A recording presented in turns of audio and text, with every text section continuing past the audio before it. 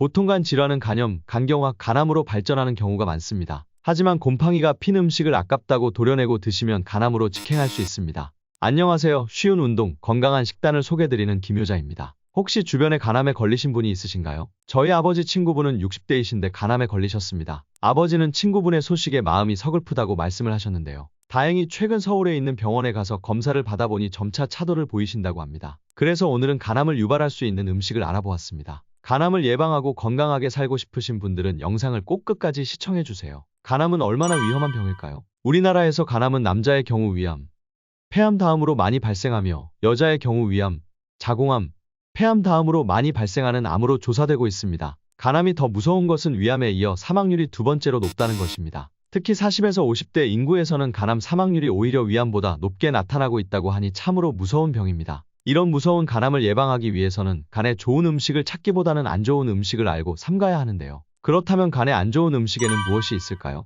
대표적인 음식으로는 모두가 잘 알고 있듯 술, 즉 알코올이 있습니다. 술의 위험성은 다들 아실 테니 간 건강을 악화시키는 다른 음식들을 알려드리도록 하겠습니다. 바로 아플라톡신이라는 곰팡이 독소가 쉽게 생길 수 있는 음식입니다. 아플라톡신은 간의 독성을 유발하는 곰팡이 독으로 주로 견과류, 곡류 및 이를 이용한 가공품에서 발견됩니다. 아플라톡신에도 여러 종류가 있는데요. 그 중에 아플라톡신 B1은 지금까지 발견된 천연물질 중 가장 강력한 발암물질로도 알려져 있습니다. 아플라톡신 B1은 세계보건암연구기구에서 지정한 1급 발암물질이기 때문에 특히 조심해야 합니다. 보통간 질환은 간염, 간경화, 간암으로 발전하는 경우가 많습니다. 하지만 아플라톡신을 섭취하면 이런 단계를 거치지 않고 바로 간암으로 직행할 수도 있습니다. 그 밖에 급성간염, 면역체계 약화, 기형, 성장장애 등도 유발할 수 있습니다. 또한 간염을 가지고 있는 사람이 아플라톡신을 섭취하면 간암 발생 위험도가 60배 이상 올라간다는 연구 결과도 있습니다. 아플라톡신 B1은 피부를 통해서도 침투할 수 있기 때문에 곰팡이 핀 음식은 손으로 만지지 않도록 철저히 주의해야 합니다.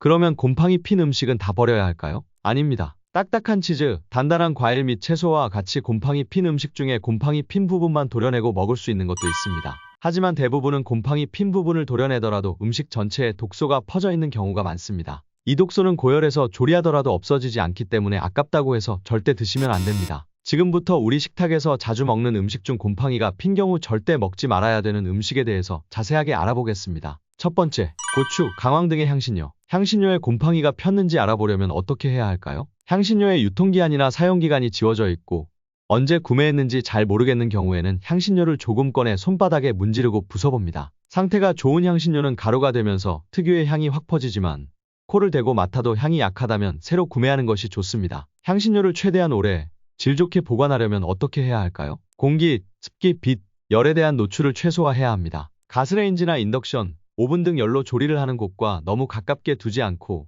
서늘하고 건조하고 어두운 환경이 조성되어 있는 찬장이나 서랍 같은 곳이 보관하기 좋은 장소입니다. 향신료를 보관하기에 가장 좋은 용기는 유리나 세라믹 재질로 밀봉이 가능한 형태입니다. 이는 습기를 차단하고 열 전도성이 낮고 청소가 쉬워 향신료를 오래 안전하게 보관하기에 좋습니다. 마지막으로 꿀팁을 하나 알려드리면 향신료를 사용할 때는 용기에서 뜨거운 냄비로 바로 뿌리지 않고 숟가락에 뿌렸다가 사용하는 것이 습기가 들어가는 것을 방지할 수 있습니다. 두 번째, 목화로 만든 면실류. 면실류는 곰팡이가 피면 입구 주변에 검은색 곰팡이가 생깁니다. 면실류는 밀폐용기에 담아 직사광선을 피해 서늘하고 건조한 곳에 보관해주세요. 세 번째, 대두. 대두에 곰팡이가 피면 검은색 반점이 나타나거나 초록색 이물이 생깁니다. 대두 구입 시에는 알갱이 겉표면을 꼼꼼하게 살펴보고 유통기한을 확인하며 대량으로 구매하지 않는 게 좋습니다. 알갱이가 벌레에 의해 손상되면 내부 수분 불균형으로 인해 곰팡이가 쉽게 생기기 때문에 상처가 있거나 변색된 것이 많은 제품은 피해야 합니다. 육안으로 봤을 때 흰색이나 곰팡이로 의심되는 반점,